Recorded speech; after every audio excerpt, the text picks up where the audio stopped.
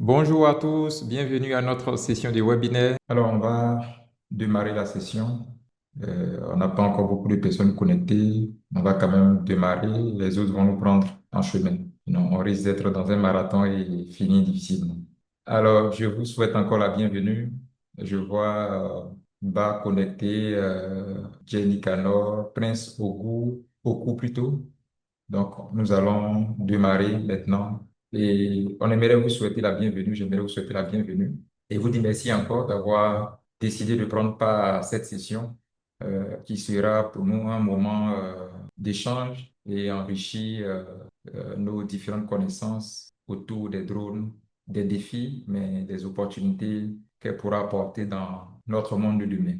Et donc, le thème de ce séminaire, donc du jeudi 21 mai 2026, c'est notre premier de l'année. Le mois dernier, le mois de mars, nous avons plutôt fait une journée portes ouvertes pour ceux qui ont pu avoir l'occasion d'être là. On a pu parler de plusieurs sujets, développer des thématiques autour des drones dans plusieurs secteurs d'activité. C'est un événement annuel, mais de façon régulière, une fois le trimestre, nous avons nos sessions de webinaire qui sont des conférences, cette fois-ci en ligne. Alors, le thème du jour, c'est les drones dans le monde de demain, défis et opportunités. Je me présente, je suis Arnaud Conan, expert en photogrammétrie et technologie de lidar, également formateur certifié de drone. Donc, au sommet de notre conférence en ligne, nous avons tout d'abord la présentation de l'entreprise Illicoms. Nous parlerons de ses offres et de ses services pour enfin introduire la session, donner les orientations par rapport aux objectifs qui nous réunissent ici ou les objectifs du thème, parler des différents types de drones qui existent puisque là, ce thème-là tourne autour des drones et de leur usage dans le monde de demain. Donc, il est important pour nous de pouvoir connaître l'équipement, ensuite leurs différents domaines d'utilisation,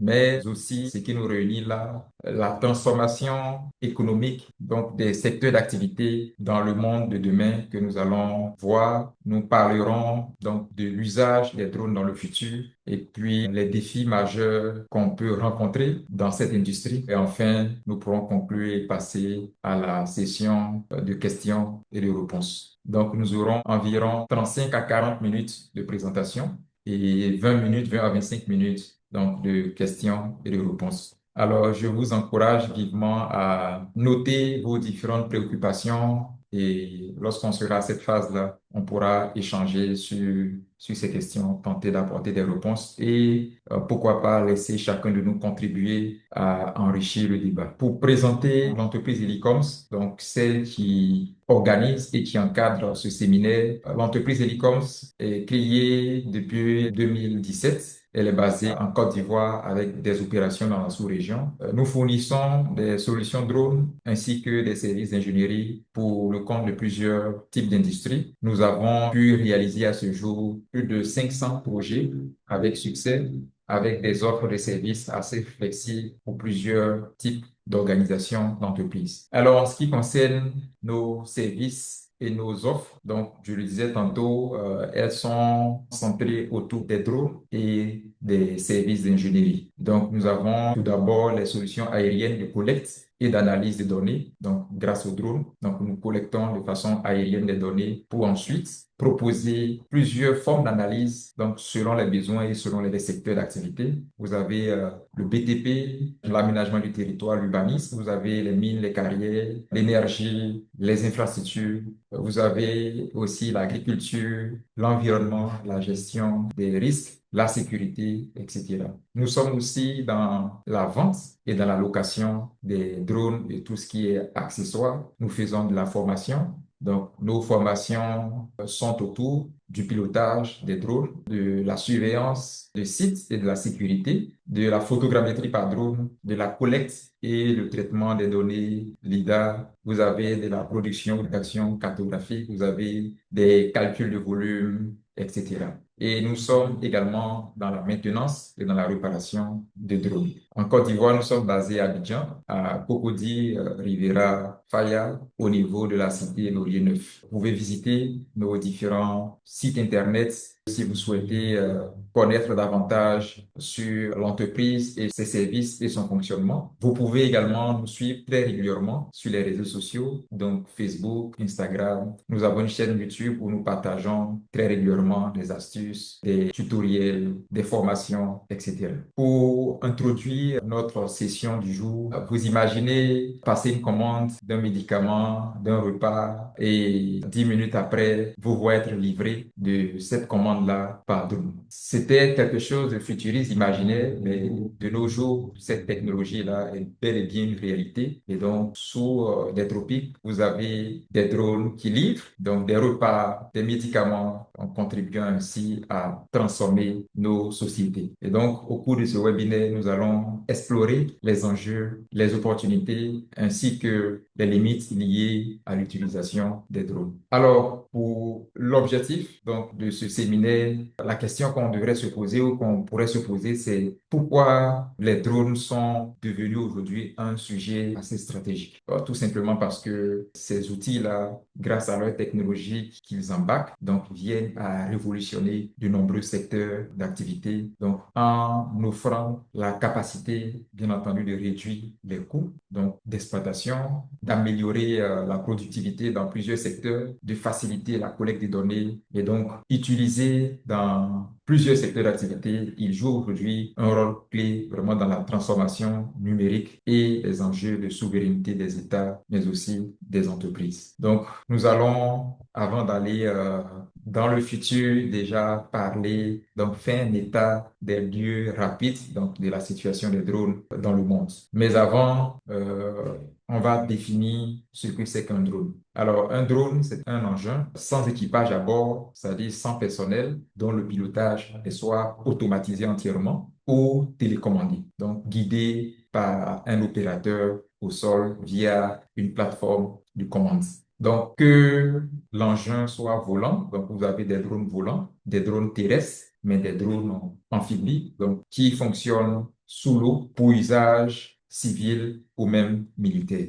Peut-être que la définition vient éclairer certains d'entre nous aux clichés que nous nous faisons à l'égard des drones que nous pensons souvent être exclusivement aériens. Sur cette diapo, une classification des drones. Ce qu'il faut savoir, c'est que les drones sont classifiés soit par leur usage, soit par leur conception. En ce qui concerne l'usage, vous verrez que les drones sont appelés drones de loisirs. Ils ont une configuration assez particulière par rapport à ce type d'usage. Vous avez des drones dits professionnels, donc évidemment relatifs à leur mode d'utilisation et au secteur professionnel dans lequel ils sont utilisés. Vous avez des drones dits militaires parce qu'ils sont utilisés pour l'armée. Et aussi, vous avez une classification qui se fait selon la conception de l'engin en question. D'autres sont conçus et appelés des multirotors parce qu'ils disposent de plusieurs hélices. Certains sont appelés des drones à voile fixe parce qu'ils disposent d'un seul moteur. À l'arrière, le décollage et l'atterrissage aussi se fait d'une certaine façon, de manière linéaire, un peu comme les avions de ligne que nous empruntons lors de nos différents voyages. Vous avez des modèles de drones qui sont appelés hybrides, donc parce que combinant deux sources ou plusieurs sources d'alimentation en énergie qui peuvent être soit du solaire, donc avec des batteries solaires rechargeables avec l'énergie solaire, ou des drones rechargeables avec de l'énergie thermique, donc sur du courant dans nos différentes maisons et dans nos différentes entreprises ou usines. Vous avez des drones classés sous le nom de VTOL, donc qui veut dire ici Vertical Takeoff and Landing. Ce sont des drones qui disposent d'une configuration alliant les voiles fixes, donc avec une configuration assez plate, et aussi avec plusieurs rotors, donc plusieurs moteurs ou même hélices, donc qui lui permet de pouvoir décoller et atterrir verticalement. Donc vous voyez, vous avez ce type de modèle. Vous avez aussi des drones VLOS, donc entendez par Visual Line of Sight, qui est une appellation pour des drones qui ne peuvent qu'être pilotés à vue généralement à cause des systèmes embarqués, donc de commandes à distance qui sont moins performantes, qui ne permettent pas aux drones de pouvoir s'éloigner suffisamment donc de la station de télépilotage. Vous avez des EVLOS, qui est une forme d'opération, donc dans le cadre de certains types de drones qui peuvent aller un peu plus loin en termes de distance, mais que la réglementation peut-être exige qu'il y ait un relais pour pouvoir garder le drone à vue pendant son trajet. Et puis, vous avez des drones BVLOS, donc des modèles à longue portée, donc pouvant être télépilotés à des dizaines de kilomètres. Alors, pour ce qui est des usages des drones actuellement, vous les avez dans le domaine de la construction et de l'ingénierie, principalement pour accompagner le suivi des chantiers, donc en fournissant régulièrement des images, des vidéos d'avancement des travaux, pour aussi modéliser en 3D les infrastructures qui permettent aux ingénieurs de pouvoir avoir ces données à l'ordinateur et de pouvoir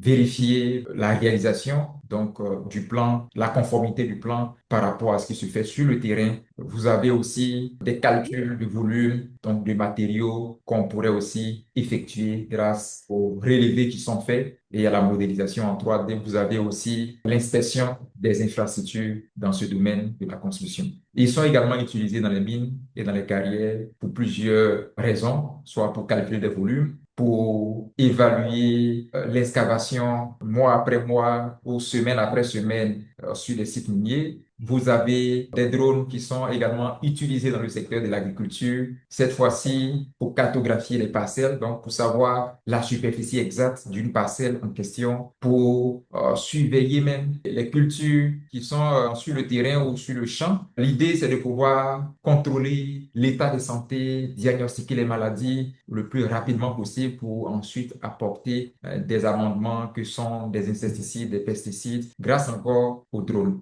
Ils permettent aussi non seulement de cartographier la parcelle, mais aussi même compter le nombre de plantes qu'il y a sur une parcelle, par exemple. Donc, c'est une avancée vraiment majeure dans ce domaine-là, jusqu'à même estimer le rendement que peut faire une plantation agricole.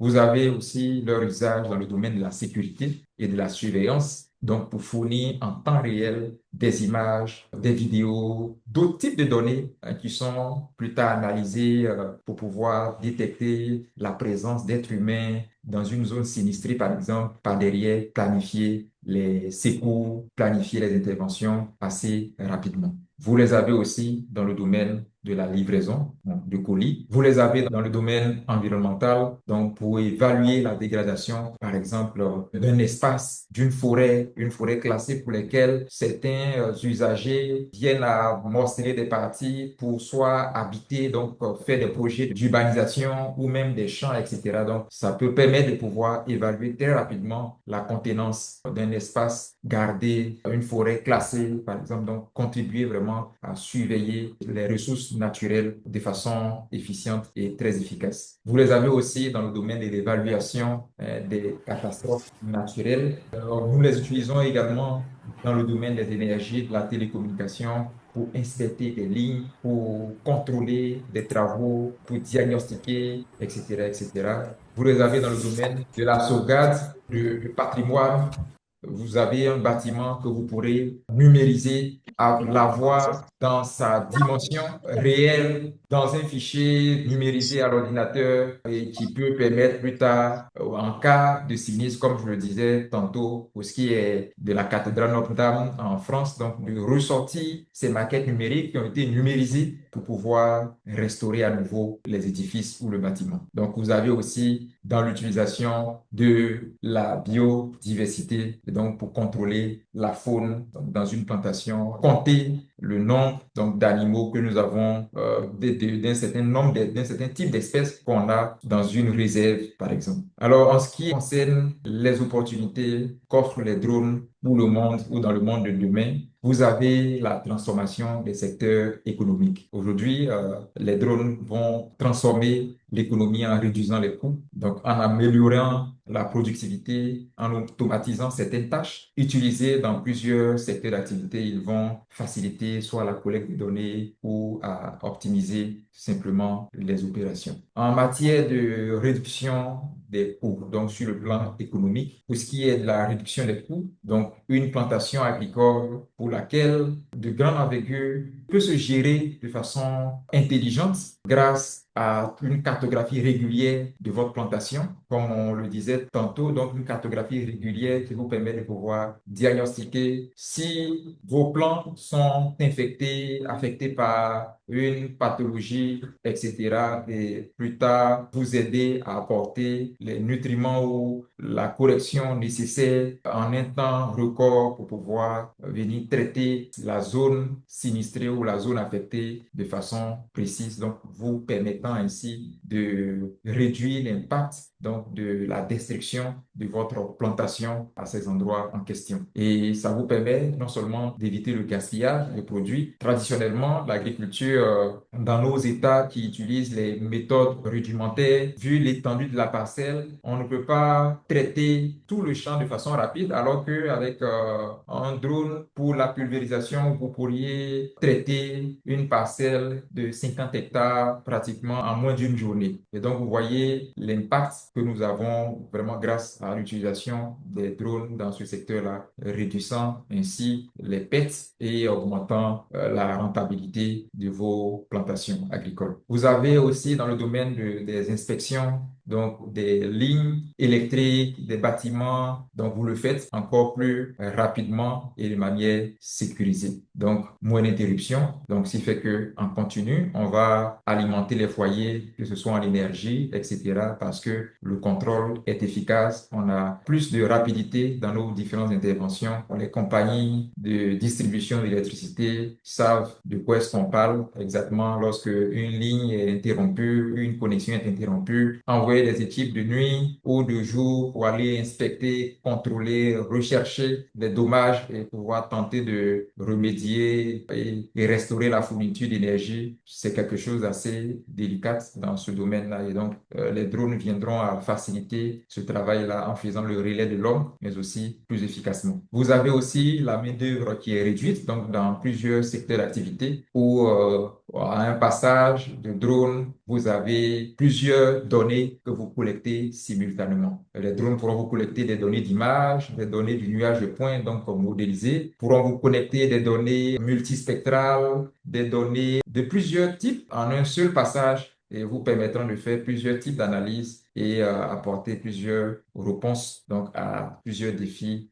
constatés. Et donc, vous réduisez considérablement la main-d'œuvre, du coup, vous réduisez vos coûts d'exploitation, vos coûts d'opération. Alors, pour ce qui est du gain en termes de productivité dans le domaine agricole, donc on arrive à cartographier nos parcelles pour pouvoir estimer déjà la taille de la parcelle. Comme j'ai dit, on peut compter le nombre de plants qu'on a, on peut estimer le rendement à venir sur la parcelle, faire des prévisions de ce type. On peut pulvériser de manière ciblée des zones qui sont affectées ou par des maladies. On peut suivre les cultures de façon rapide en un temps et de façon journalière. Vous avez donc la cartographie précise des parcelles, etc. Dans le domaine du BTP, vous avez le suivi en temps réel des chantiers qui permet de pouvoir corriger des anomalies et éviter les pertes. Vous avez la modélisation en 3D, donc permettant de produire des plans de meilleure qualité et donc pour piloter les projets. Vous avez également la détection rapide, comme j'ai dit, des anomalies et dans le suivi de votre chantier et de pouvoir y remédier. Et donc, voici en quelque sorte comment est-ce que vous pourriez être efficace, gagner en productivité sur les chantiers de construction. Donc, ce sont des livraisons beaucoup plus rapides. Donc, vous pouvez parcourir des distances beaucoup plus importantes, évitant des bouchons et donc avec des livraisons rapides encore plus sécurisées. Donc, vous avez accès facile à des zones isolées ou difficiles même d'accès. Vous avez la réduction donc, des délais et aussi même de l'empreinte carbone. Nous savons que les véhicules, pour la plupart, les motos, donc, vont rouler à l'énergie fossile, donc du carburant. L'impact carbone sera plus important, donc, avec les véhicules en circulation plutôt qu'avec un drone qui opère cette même opération. Vous avez aussi des nouveaux métiers et des nouvelles compétences qui se créent donc à travers cette technologie-là. Vous avez par exemple les métiers des télépilotes drones qui vous permettent de pouvoir exercer des missions diverses dans plusieurs secteurs d'activité, donc pour l'inspection des sites, pour les infrastructures et les parcelles. Vous avez des prises d'images, des vidéos aériennes, vous avez voilà, dans le respect de la réglementation. Vous avez ces métiers-là qui sont demandés dans plusieurs secteurs d'activité aujourd'hui. Vous avez aussi des métiers donc, de technicien de maintenance pour tout ce qui est entretien et réparation des drones, pour vérification des systèmes électroniques et mécaniques embarqués, pour la mise à jour des logiciels et des équipements, pour assurer aussi la sécurité et la fiabilité des différents vols. Vous avez également des métiers là où se concentre vraiment le cœur de l'activité autour des drones. C'est sur ce point-là l'analyse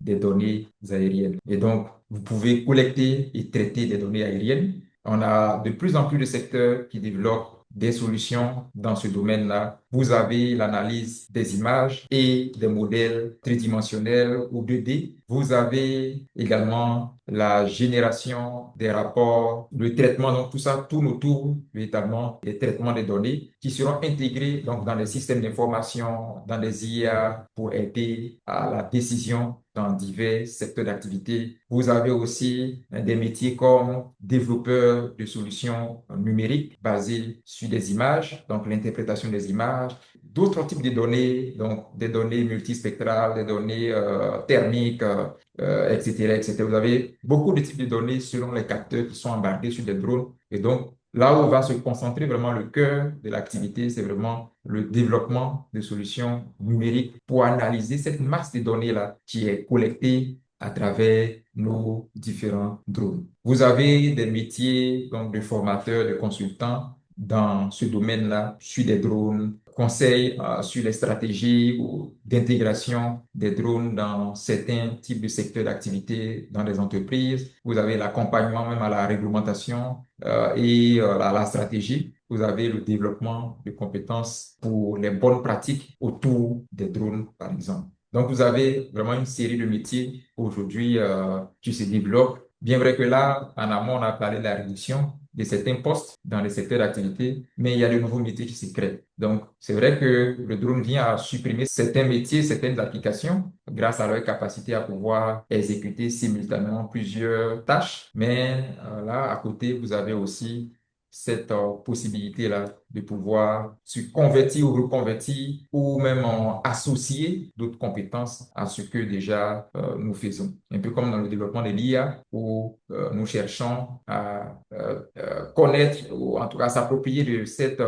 nouvelle technologie-là pour pouvoir l'intégrer à nos différents systèmes d'activité aujourd'hui. Sur le plan social, vous avez l'amélioration des accès à certains services, donc par la livraison, par l'aide humanitaire. Donc aujourd'hui, des drones arrivent à faire de la livraison longue portée, donc qui peuvent livrer à des centaines de kilomètres. Donc, des produits pharmaceutiques, ça vient aider dans ce secteur-là. Donc, ça permet également de faire la surveillance sanitaire dans certaines zones à risque, d'évaluer, par exemple, le taux de contamination au niveau de certains types de maladies tropicales. On peut, par exemple, cartographier une zone et pouvoir évaluer le nombre, par exemple, de points d'eau mal traités dans la zone qui peuvent être évidemment des nids pour les moustiques. Et nous savons que le paludisme est transmis par l'anophèle femelle, donc le moustique. Donc, une évaluation environnementale peut aider à prédire déjà la sensibilité d'une zone par rapport à d'éventuelles contaminations ou transmissions de cas de paludisme. Sur le plan du renforcement de la sécurité, vous avez la surveillance. On peut faire au niveau de nos différentes frontières. Vous avez aussi la gestion donc, des foules lors d'événements. Donc, on peut cartographier, on peut même dénombrer le nombre même de personnes approximatif d'une foule faite grâce aux images qui sont collectées, les logiciels ou des solutions numériques développent pour pouvoir numériser, compter le nombre de personnes rassemblées lors d'une foule, par exemple, d'un événement, par exemple.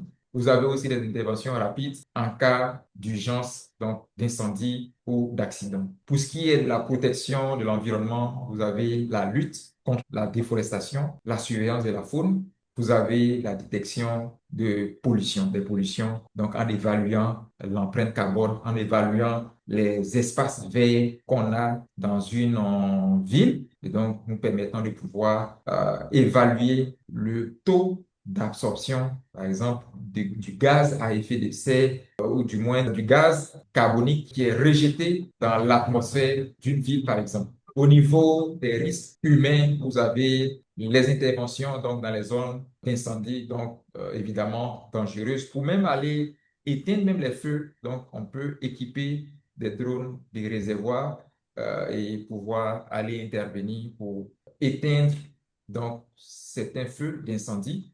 Vous avez aussi le fait que les travailleurs sont de moins en moins exposés donc, à ces risques-là grâce à l'intervention à distance qui est opérée par les drones.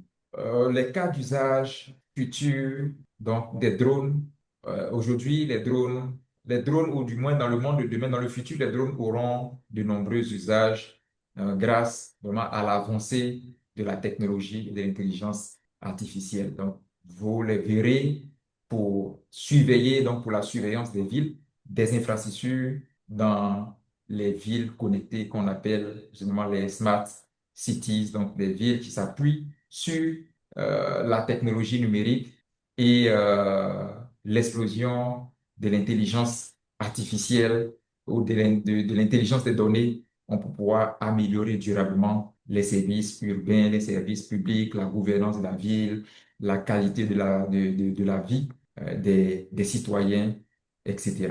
Donc, je l'ai dit tantôt, les drones qui permettent de pouvoir même évaluer l'empreinte carbone dans des villes, donc surveiller la pollution, donc pour prédire très rapidement les mesures aux autorités compétentes. Donc, cartographier les espaces verts et plein d'autres aspects, évaluer des risques d'inondation dans certaines villes, etc. Et même au niveau de la gestion intelligente, par exemple, du trafic et de la mobilité. Donc, les drones vont permettre de pouvoir évaluer, surveiller la circulation en temps réel, donc envoyer des informations en temps réel aux usagers, aux gestionnaires du trafic urbain pour pouvoir prédire la circulation, également pour détecter les embouteillages, etc., etc. Donc, c'est beaucoup d'autres choses de ce type que les drones permettront de pouvoir accomplir dans le futur.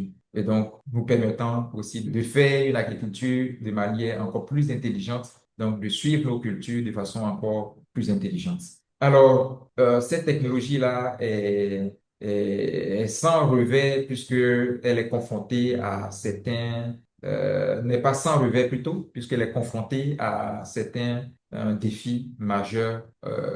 Donc, un des premiers défis, c'est autour de la réglementation et des lois aériennes qui ne sont pas, pour la plupart des États, harmonisées. Avec, pour certains États aussi, la réglementation assez rigide, complexe d'accès, qui fait que aujourd'hui, on a des utilisateurs de cette technologie-là qui ont du mal à se mettre en conformité avec la réglementation, tant elle est souvent assez difficile d'accès, assez complexe, assez longue aussi, etc. Vous avez aussi des défis sécuritaires et des cybersécurités. Donc, on a couramment l'exposition à la vie privée des personnes autour de nous, dont les drones, grâce à leur capacité à survoler en aérien, collectent des données sur des individus, sur des espaces, sans pour autant avoir les autorisations nécessaires ou le consentement de ces personnes-là. Vous avez la protection contre le piratage et des intrusions qui, euh, enfin, qui est un risque. Et donc, On peut aujourd'hui détourner des équipements, des drones au profit d'autres types d'autres individus. C'est vrai qu'on a des cas rares, mais là, ce sont des risques dont on prend en compte donc, dans l'utilisation des différents de nos drones. Vous avez la limitation en termes d'autonomie, de portée et même aussi due à la météo par rapport à l'usage dans des conditions de météo assez favorables. Les drones, pour ce qu'on utilise pour la plupart du temps, ne peuvent pas opérer en conditions de pluie, etc., etc. Vous voyez, on est dans le mois de mai, bientôt juin, avec de fortes pluies, donc qui vient ralentir l'activité sur le terrain à cause de l'incompatibilité, par exemple, avec la pluie. Vous avez des enjeux d'éthique et de la protection de la vie privée, donc le respect de la vie privée, donc qui est un défi majeur pour nos utilisateurs aujourd'hui de drones. Vous avez aussi l'acceptation sociale même des drones, qui est aussi souvent un défi. Donc, euh, aujourd'hui, certaines institutions n'ont pas encore compris l'enjeu donc de l'utilisation de ces équipements-là pour le bien-être de nos populations ou même pour l'efficacité de la gouvernance ou voilà, la productivité, comme on l'a dit tantôt, de nos différentes entreprises, de nos différentes opérations dans les entreprises. Donc, tout ça, ce sont des défis encore auxquels se heurtent les drones aujourd'hui.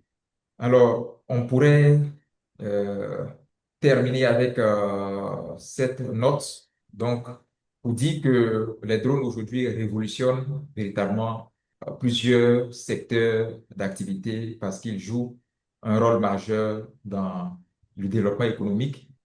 Donc, ils offrent d'importantes opportunités économiques, technologiques, sociales, malgré tout de même certains défis liés soit à la réglementation ou à la sécurité autour même de ces équipements-là. Mais malgré tout, cette technologie devient aujourd'hui un levier majeur, en tout cas d'innovation et aussi de compétitivité. Donc, on encourage vivement à pouvoir l'intégrer dans nos différents systèmes du travail.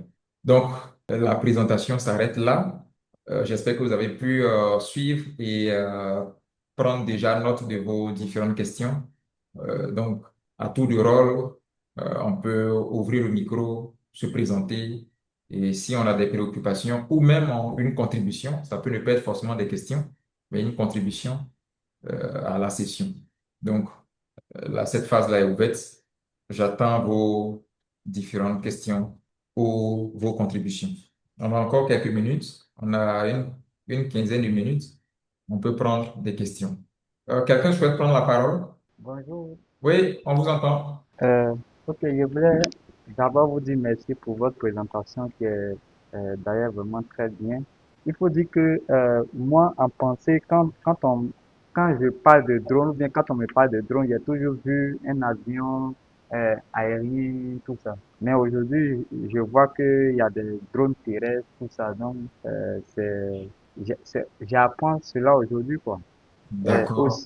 aussi, au niveau de la livraison, vous avez parlé de livraison de nourriture, en tout cas livraison avec le drone. Est-ce que ça va pas être coûteux? Puisque le drone, pour faire voler un drone ou bien, bon, est-ce que ça, c'est pas coûteux quand on compare avec les livraisons qui se font actuellement? D'accord. Alors, dans ce type d'opération, ne voyons pas le court terme, la rentabilité à court terme. Ce sont des technologies qui existent déjà, qui sont même utilisées principalement en Chine et dans d'autres régions du monde. En termes de coûts, généralement, les entreprises qui se spécialisent dans ce domaine-là visent une rentabilité à long terme, vise une rentabilité à long terme. Vous voyez, quand vous avez un drone, c'est vrai qu'on a le coût de la maintenance, mais il fonctionne avec des batteries. Donc, les batteries sont rechargées. Donc, vous avez une flotte de batteries qui sont rechargées pour opérer les différents trajets pour faire la livraison en question.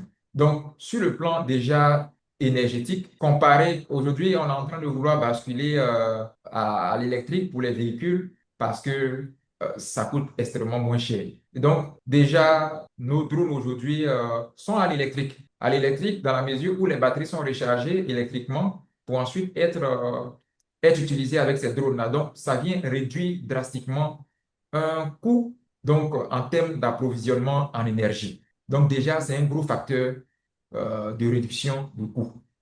Et puis, voyez, comme je l'ai dit, sur le long terme. Voyez sur le long terme, ces entreprises-là, quand elles viennent s'installer, c'est sur la rentabilité, elles visent une rentabilité à long terme. Donc, ce qui fait qu'elles peuvent pratiquer des coûts assez bas, des coûts assez bas. Donc, pour ce qui est de votre question, en tout cas, on est très convaincu que ça vient à réduire véritablement les coûts. Déjà, comme on le voit avec les véhicules électriques, donc ça sera aussi pareil. D'accord, merci. Donc, quelqu'un d'autre a une question? Allô? Oui, je vous entends. Il y a quelqu'un qui a dit allô. J'ai bien entendu. Allô? Oui, je vous entends. Bonjour à toutes et à tous. Je m'appelle Bounan Kwadio Miki. Je suis étudiant au CURAT et je m'intéresse particulièrement à l'usage des drones pour la cartographie, la détection et le suivi environnemental. Merci vraiment pour ce webinaire. J'ai une question. Ma question, c'est quelles compétences un étudiant devrait prioriser pour être opérationnel dans le domaine de la photogrammétrie? Merci. D'accord. Monsieur Quadio, c'est ça, non? Oui, c'est ça. D'accord. Donc, merci déjà pour votre contribution, pour votre participation au séminaire. Ça nous Si. fait vraiment plaisir de vous voir connectés. Euh, Aujourd'hui, vous avez Euh, dans des universités à l'étranger, vous avez des formations dédiées à la filière photogrammétrie. Donc, mais en passant par des troncs communs ou par des formations un peu plus groupées, donc par oui, qu'on va appeler des troncs communs, jusqu'à aller à la spécialisation, soit en année de master ou même en thèse et doctorat, etc. Par contre, donc la formation existe pour être photogrammètre, donc diplômé avec un diplôme sur lequel il est écrit photogrammètre. Donc ça existe dans d'autres universités hors d'ici, en Suisse, à l'université de Zurich par exemple, vous avez cette spécialité-là. Et peut-être dans d'autres universités que j'ignore. Vous avez aussi des formations liées à la géomatique. Donc si vous êtes au curat, je suppose que vous êtes en formation autour des métiers de la géomatique qui Oui, c'est ça. inclut, qui inclut la photogrammétrie dont nous parlons, bon, dont vous parlez. Donc, déjà, vous êtes dans le bon filon, euh, étant donné certainement que je pense bien que dans la formation même que vous suivez, il doit y avoir certainement des modules ou des cours liés à la photogrammétrie, puisque là, on est en train de parler d'une formation de géomaticien. Donc, il y en a à l'intérieur. Vous pouvez, au-delà de ça, euh, vous tourner vers des entreprises comme nous qui sont spécialisées en la matière pour aussi vous appuyer avec des certifications, des formations pratiques et donc pour pouvoir améliorer votre savoir aussi dans ce domaine. Sinon, je, je ne connais pas une université ici en Côte d'Ivoire qui forme spécialement pour un diplôme de photogrammétrie. Mais comme je dis, on a des certificats qui existent, on a des entreprises comme la nôtre qui aident à la spécialisation dans ces domaines-là. Les compétences que vous devriez développer, l'usage des drones, les logiciels de traitement d'images, d'assemblage d'images pour la photogrammétrie, etc., etc. Donc, c'est vraiment une série de formations autour donc, des données collectées en termes d'images et puis des outils de collecte même des données en question. Donc, j'espère que D'accord. j'ai pu répondre de façon satisfaisante à la préoccupation. Oui, merci beaucoup. Merci, merci. Je vous en prie. Les contributions aussi sont les bienvenues. Nous finissons dans 4 minutes ou dans 5 minutes. On peut encore prendre une question ou une préoccupation ou une contribution. Allô, vous m'entendez? Oui, Bonjour, monsieur. on vous entend. Ok, je vous remercie pour la présentation. Je remercie également les autres participants. J'ai une seule question. Vous m'entendez? Oui, oui, on vous reçoit bien. Allez-y. Voilà. Pour le cas des livraisons par drone, voilà. Est-ce que vous pouvez expliquer pratiquement comment ça se passe? Puisque je n'ai jamais vu, j'entends parler, mais si vous pouvez m'instruire davantage, ça va beaucoup m'aider. D'accord. Donc, il me semble que vous avez oublié de vous présenter, ou bien si je Ah veux oui, bien j'ai oublié, commencer. désolé. Oui. Moi, c'est Akire. Voilà, je suis Akire, je suis géomètre dans un cabinet géomètre expert. Ok, ok. Voilà. Merci beaucoup. Merci. Merci encore pour votre participation ici.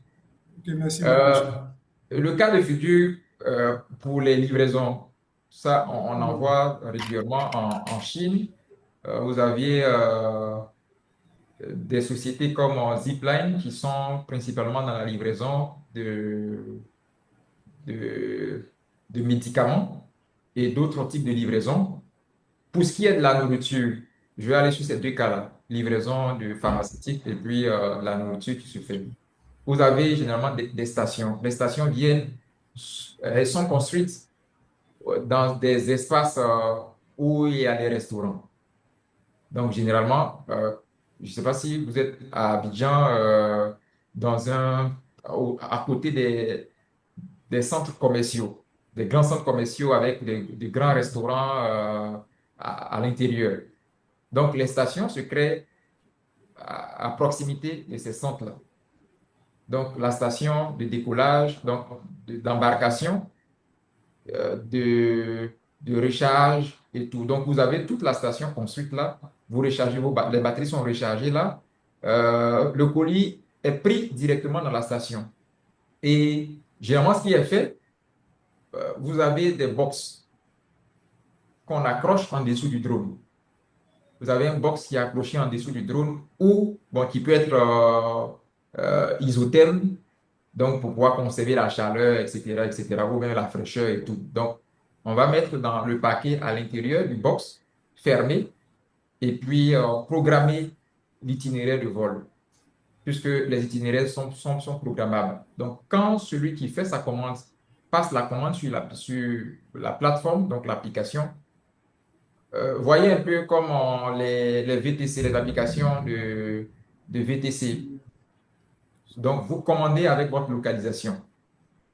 Et quand vous commandez avec la localisation, qui est principalement dehors, une zone où vous avez le réseau, les satellites, pour pouvoir calculer votre position. Donc, quand c'est commandé, le paquet est fait dans la station et le drone, on programme l'itinéraire jusqu'à aller au point donc, de la livraison. Quand il arrive, il lag le paquet qui est en dessous. Donc, il ouvre. Si c'est un paquet qui peut s'ouvrir par le bas, donc il s'ouvre. Et puis, le colis soit tombe en chute libre. Il y a des entreprises qui le font comme ça, où le colis tombe en chute libre. Il y a certains, par exemple, eux, ils vont plutôt faire descendre sur un câble le, le box, donc la boîte qui transporte le colis en question. Donc, elle va dérouler tout doucement pour descendre jusqu'au sol. Dès qu'elle arrive au sol, elle s'ouvre et le colis reste à terre. Et voilà, le câble se roule sur lui-même jusqu'à ce que le box repart se coller sur le drone et il part encore à la station de charge. Voici un peu comment c'est fait. Au Merci. niveau de la livraison pharmaceutique, c'est aussi pareil, hein. Vous avez généralement, vous avez plutôt des drones de longue portée là-bas. Donc des modèles Vitol ou même des modèles voilure fixe. Généralement, les modèles de Zipline sont les voilures fixes.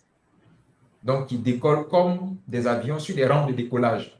Donc, on, euh, ils vont charger le médicament, la poche de sang, etc.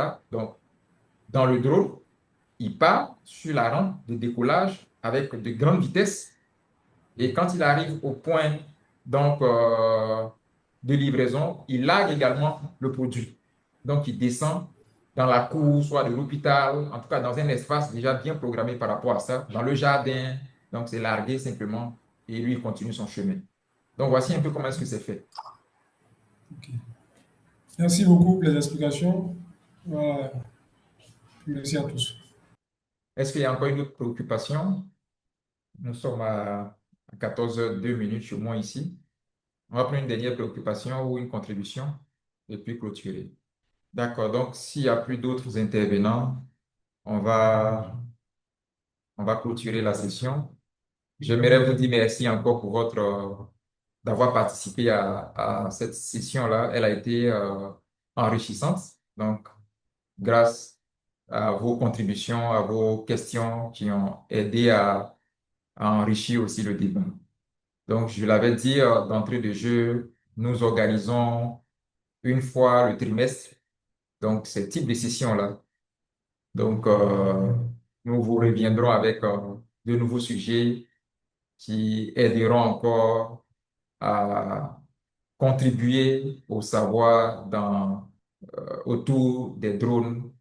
Euh, et donc, rendez-vous d'ici quelques semaines où on pourra encore vous partager un nouveau thème. Vous pourriez aussi contribuer. Et donc, si vous avez un sujet sur lequel vous souhaitez qu'on puisse s'entretenir, faire un séminaire, vous pouvez écrire en inbox, sur WhatsApp, par mail. Je crois bien que nous tous qui sommes connectés ici, on a dû recevoir des invitations, soit par mail, soit sur le WhatsApp. Donc, vous pourriez toujours nous écrire en cas de besoin. Nos portes aussi vous sont ouvertes pour ceux ou celles qui aimeraient passer, connaître davantage sur nous ou même demander ou se former ou se renseigner sur un de nos services ou une de nos offres. Nous sommes ouverts au niveau de la Riviera, Faya, à la cité Laurier 9. Donc, de 8h à 18h, nous sommes là tous les jours ouvrables. Vous pouvez aussi visiter nos différents sites, nos plateformes. Pour ceux peut-être qui ne sont pas encore abonnés à nos différents canaux de communication, à nos réseaux sociaux, vous pouvez aussi vous abonner. Pourquoi pas séance tenante ou même juste à la fin de ce webinaire. Donc, on se dit à très très bientôt. Rendez-vous dans un mois ou dans quelques semaines. Bon après-midi à vous. Merci à vous. Merci À beaucoup. bientôt. À très très bientôt. Merci beaucoup.